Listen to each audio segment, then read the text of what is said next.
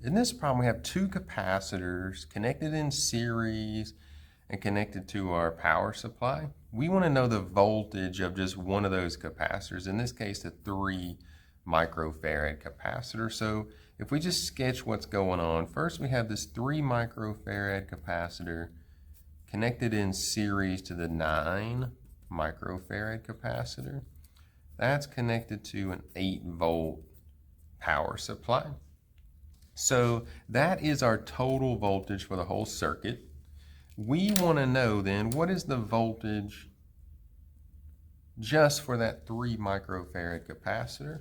So before I can find the voltage just for this one, I need to find what is its charge. And before I can get the charge of this capacitor, I need to know what is the equivalent capacitance for this circuit.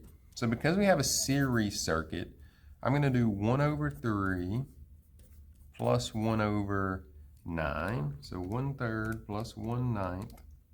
And I'm going to take the inverse of that so that we can solve for the equivalent capacitance. So we get an equivalent capacitance of 2.25 microfarads. All right, so now for this whole circuit, we could redraw the whole thing and say, okay, it's like now we just have one capacitor connected to our power supply.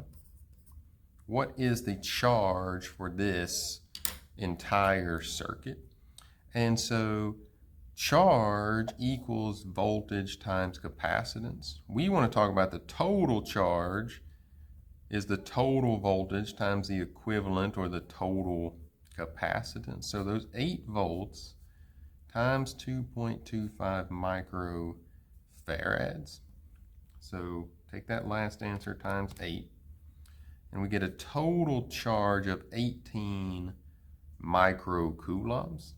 All right, so if that's the charge when the two capacitors were together, when we split them back out and they're in series, well, the rule is if they're in series, they have equal charges equal to the total charge. So each charge now has each capacitor has a charge of 18 microcoulombs.